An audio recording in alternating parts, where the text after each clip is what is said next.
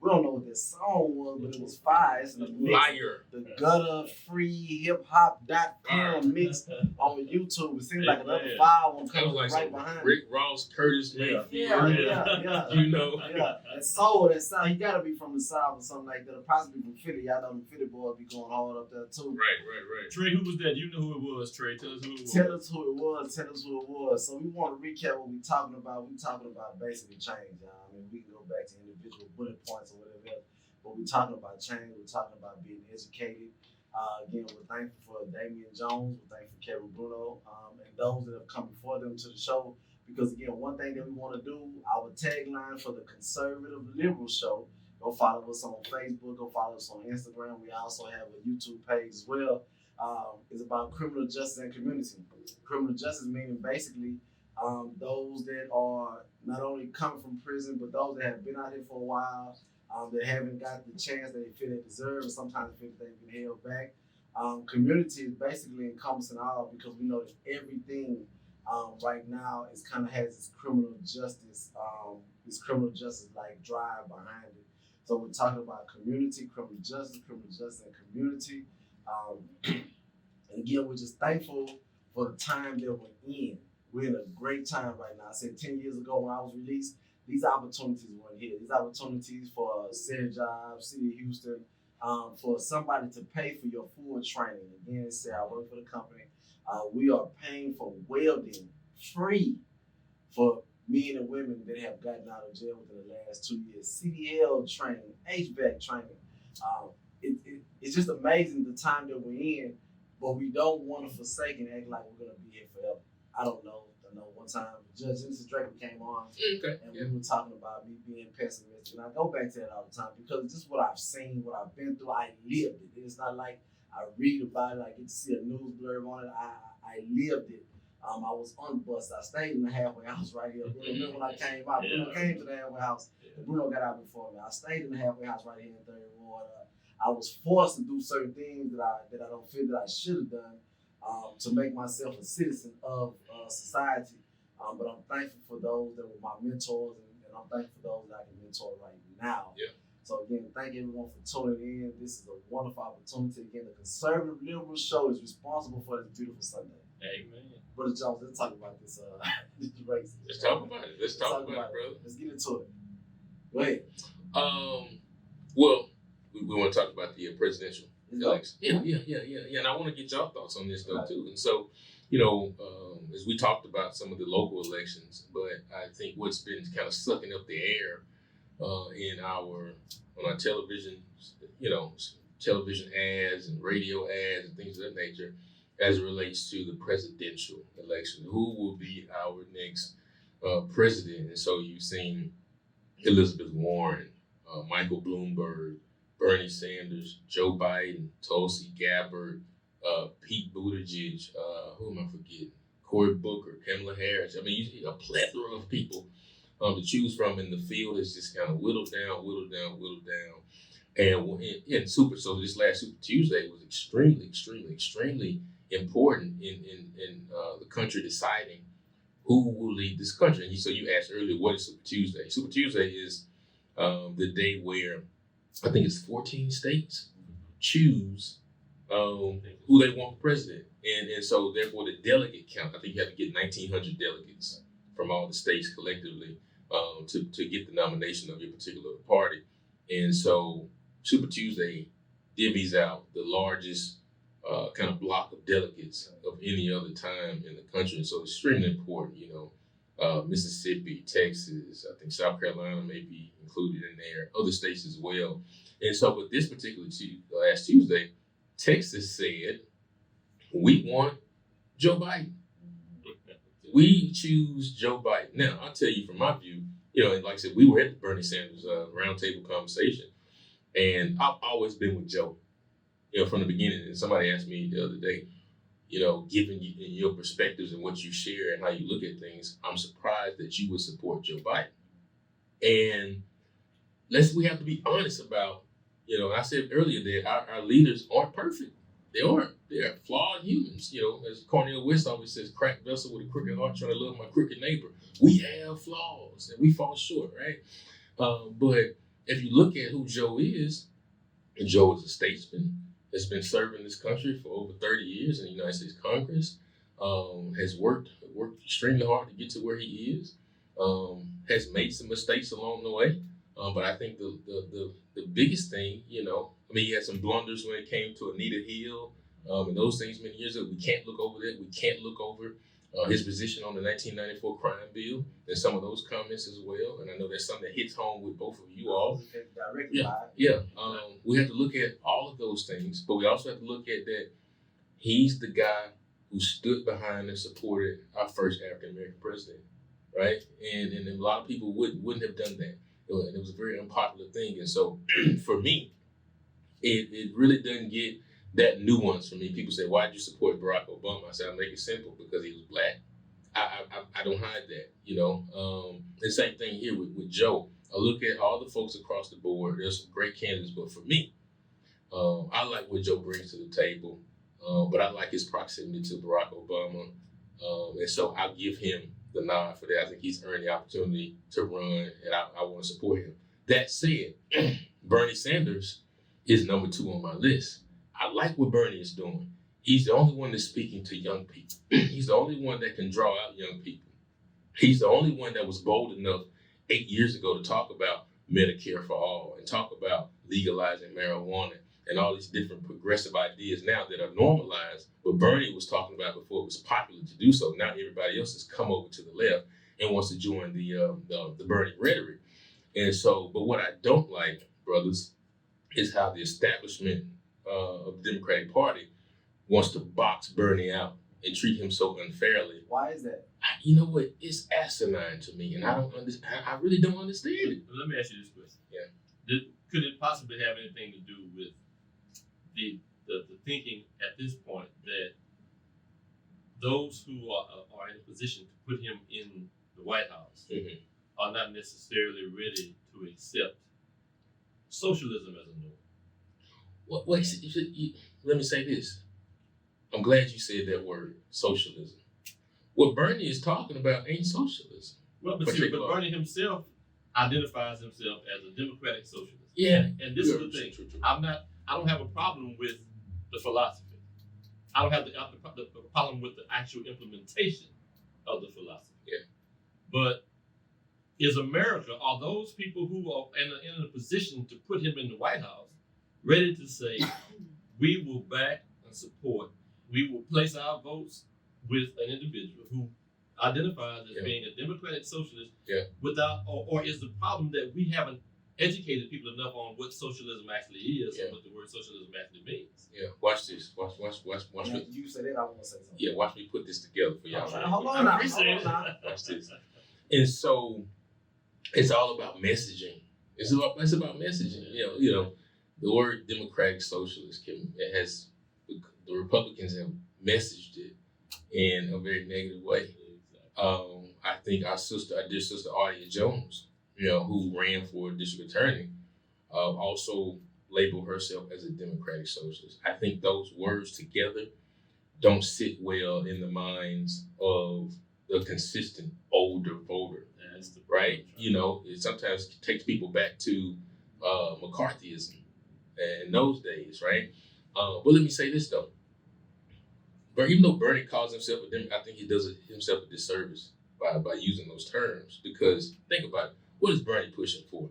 Medicare for all. That every human being can go see a doctor and be seen, and not and they miss the opportunity to be taken care of because they don't have funding or money for whatever reason. We already know black and brown folks start behind the 8 ball. So he's asking that everybody can see a doctor. Is that socialism or is that fairness? Is that equity in this country? Right? Bernie says we need to legalize marijuana. Right? Because think about it. You brothers know for sure. How many brothers did y'all talk to that's in the system just off marijuana? Countless. Off a herb, off marijuana. How many lives have been ravaged? How many folks have been killed? People locked up mandatory minimum sentences over marijuana, right? So but then now you see corporations are making millions on top of billions off this industry. Right. So Bernie is saying let's legalize it, because if we're serious about breaking the back of the racist criminal justice system, it has to start with stop criminalizing marijuana. Is that socialism or is that fairness? That's fairness. But let me end by saying this. Dr. King pushed for these same things. Before he died, it was a poor people's campaign. Bernie is saying we need to tax the rich. All these people with millions and billions of dollars, so therefore we can balance the playing field for those that are in poverty. This is the same stuff Dr. King was talking about. No, are we still calling Dr. King a democratic socialist? No. It is just fairness, is equity, is what is right in this country. And so I think that he does himself a disservice by using those terms. Bernie ain't talking about socialism. He's talking about fairness in this country. And that's what we need to hear. So I like what he's talking about and I like what he's building because honestly, Joe ain't talking about it. Okay. So one thing, a theme that I have on the show, and until I really get the answer or I really figure it out, I'm going to keep always bringing it up. One thing that I have on the show is basically you have this system, and it goes back to the criminal justice system, but you guys are speaking about it right now with this political system of democratic socialists. You have this system. When the system changes, you have those that are embedded in the system, that their livelihood, their family, their legacy is in this system. And so when that happens, how does everything adjust? Because you're taking money out of these, whatever we want to call them, these legacy people in these systems. You're taking money, you're taking opportunity away from their family. So now the democratic socialist term is coming up, but it's not just simply a term, it's just a thought process. That's what I'm getting from you. It's a thought process. Yeah. And tax the rich. The rich have been fighting not to be taxed forever. How does it look, or do you really believe that these systems are going to change, or do these systems have to change because of who's already invested in them? The system have to change. Okay. Then the system will change. It's just a matter of time of when it happens. Listen, it is, I'll just say this, it is disappointing. When I just talked about, I just went down the list of all the things that Bernie is talking loud about, right? And it's disappointing as you see all of these candidates now that were just running against in the presidential election, now getting all behind Joe Biden, which is fine. That's what you want to support. Yeah. But it looks as though they're all getting behind Joe because they want to box out Bernie, right? But again, Bernie is the one who's talking seriously about breaking the back of the criminal justice system, making sure that Black and brown folks have an opportunity to achieve the American dream, making sure that folks have access to quality and affordable health care, right? It seems like lip service to the other folks. So it's disappointing. And so when you see the establishment lining up that way against a candidate who is bold and courageous in their speech, it makes it seem like it may be a while before those systems change because folks are still trying to protect the system as it works right now because they benefit from it behind the scenes. I said that's what it looks like. I won't say that is what it is, but it's just it's just disappointing because Bernie was the one that was talking about this stuff 8 years ago when it wasn't popular. He was catching hell then. He's still catching hell now, and I think he deserves a better shot and a better opportunity and more respect as to his passion, his care for this country. And I agree wholeheartedly. Let me ask you this question. Yeah. How much of that so-called boxing out, how much of that do you attribute to fear? Because right now, fear of what? Unless I'm going to say, to that point. Yeah. Right now, I think people are afraid of giving Donald Trump 4 more years. And people are afraid of putting a candidate forward who doesn't have the opportunity or the ability to beat Donald Trump outright. Now, because we haven't gotten to the point where we educate people on the word socialism, and we allow the Republicans and anybody else in the establishment to take it and throw it up in the air and turn it into this spooky. Because we haven't educated people. Yeah.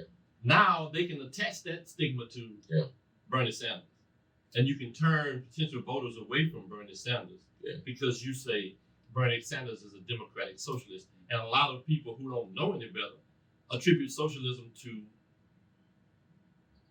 what? Communism. Yeah. So we have all of these people who sit around and say, well, man, he's, instead of saying he's a socialist, and instead of saying whatever else, they say, well, That's like them communists, man. I ain't voting for nobody to be a communist. I need somebody who can beat Donald Trump, because if you take the old white establishment, those individuals who put Trump in office, those less than, and I'm not denigrating anybody, but those people who are less than, who have education, high school level or below, and you start talking to them about socialism, and you start talking to them about communism, and you start assigning that to an individual who has a potential to beat Donald Trump, then those people who might otherwise take their vote and throw it behind Bernie Sanders will say, you know what? I don't trust Bernie Sanders and that socialist stuff, so I'm going to get behind Joe Biden, because all I want to do right now is beat Donald Trump. I get it. But let me say this, and then you make a beautiful, beautiful, beautiful point. At the end of the day, the goal is to beat Donald Trump. But here's the question: at what cost? At what cost? I've been wrestling with this question in my head for the last several weeks, because I saw folks jumping behind and supporting Michael Bloomberg. Michael Bloomberg.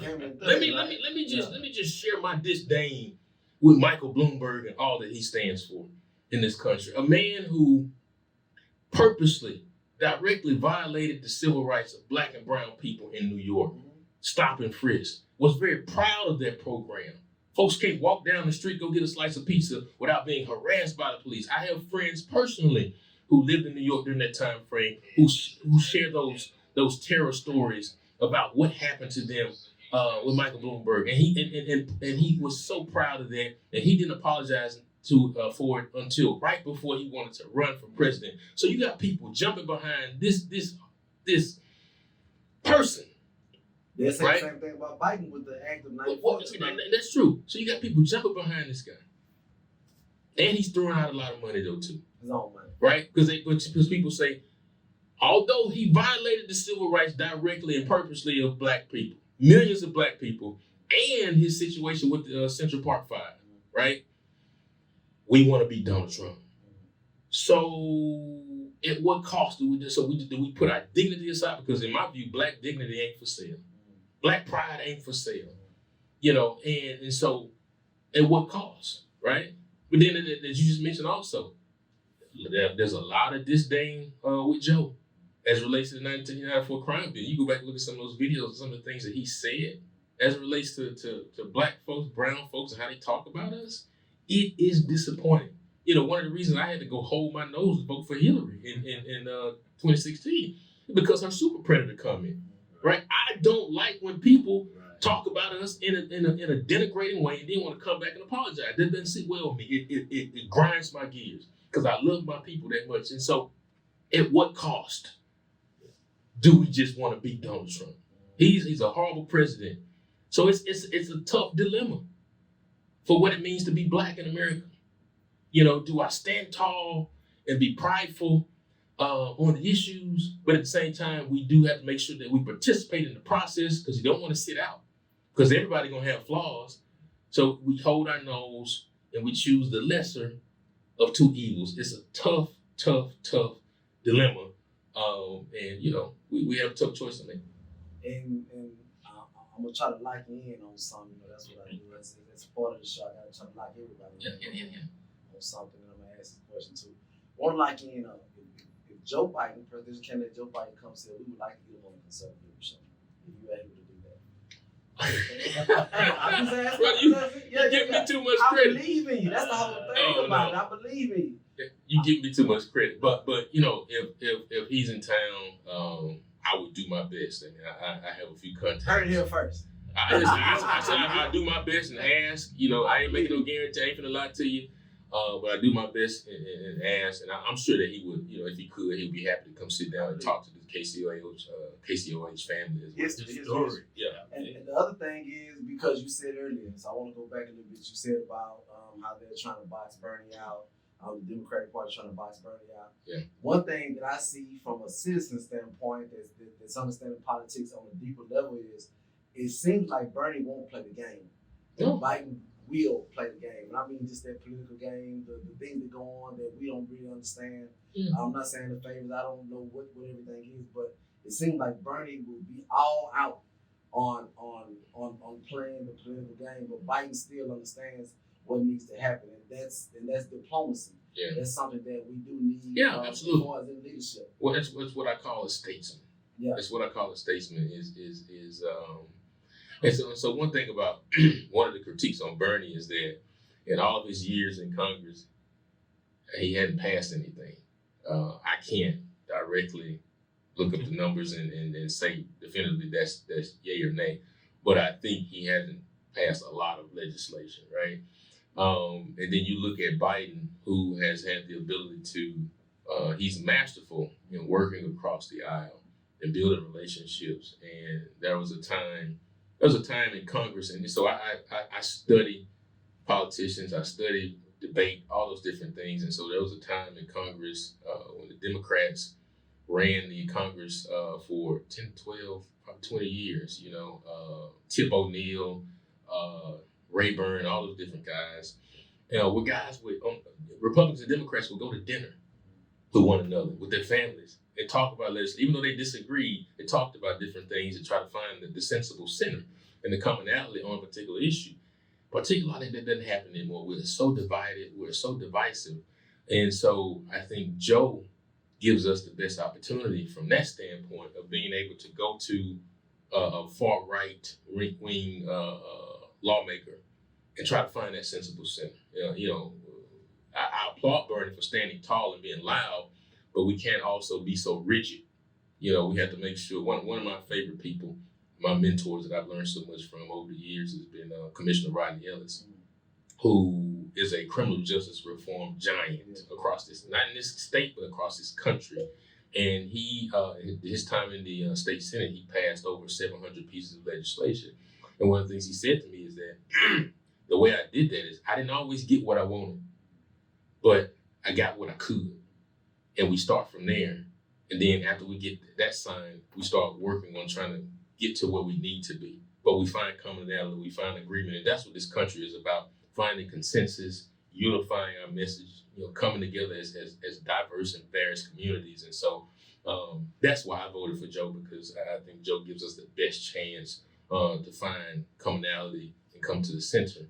But I think Brother Bernie is lifting loud the right issues to keep people like Joe sensible and honest as to his approach to policy. Solid. So we want to talk about too. You talked about possible African American woman being on the ticket with him, and not necessarily that, but just kind of getting a sense of if either one wins, who would be the vice presidential candidate that's been maybe some buzz is going on right now. Your brother picked that one. Oh. Well, I mean, if we're talking about, are we talking about African American women? I mean, we talk about women. But I anybody. Want to know if there's somebody that's kind of be buzzed about right now, somebody that people should start kind of paying attention to, because what's going to happen is all the research is going to be brought up. They did this, they supported this, they didn't support that. Right. Just if there's anybody out there that we need to start paying attention to. Man, I'll be absolutely honest with you. I'm really not sure, because all the candidates so far who dropped out. That's what I'm going to. All the candidates now who have dropped out were flawed to a degree, and maybe to a degree that even if they partnered with whoever was running for president, their flaws would be more of an anchor than it would be of a buoyance. So that's gonna be a difficult choice. Brother Blue Rose poetic this morning. I'm yeah. Y'all forgive me. Right? This is something I wanted people to start thinking about, because again, I kind of want to know again, because I'm now in this field. I really want to know. There's a lot going on. So the question is this: so the process is now that Biden and Sanders are going to fight it out for the nomination. Yeah. Okay, so we have how many more months of this? Until November. Until November. No. I'm sorry, not until November. Until about June, July. When is the Democratic convention? June or July is when they will decide and name their nominee. So the steps, at that point. But to your question, who will be the vice president? Here's what I think. You cannot, like I said, Texas has 3.2 million African Americans, most of any state. We continue to see African Americans carry this party, and this party continues to not show their appreciation. But we are a loyal people. We get stuff done. We do what we're supposed to do. You saw that, listen, I don't think people realize this. Joe Biden has run for president 3 times. This is his 3rd time. And in those previous 2 times, he didn't win anything. He did poorly. He had to drop out. He did a terrible job. Being connected to Barack Obama gave Joe Biden legitimacy to run for president. I think he should have ran last time, but that's his business. But South Carolina was Joe Biden's first state he ever won. Ever. Black folks saved him. They saved his presidency. He was dead in the water. I was worried about it. He was forgetting his name some days and forget what he was running for. I was like, come on, Joe. Come on, I said, Joe, you're making me look bad, brother. Come on. Your name is Joe Biden. Say it with me, Joe Biden, And so black folks saved him. Right here in Texas, Super Tuesday. Pulled it out for him, right? And so for me, it would be one of the most historic slaps in the face if Bernie or Biden don't name a black woman as their vice presidential running mate. I can't see it any other way. You got Kamala Harris, you got Stacey Abrams.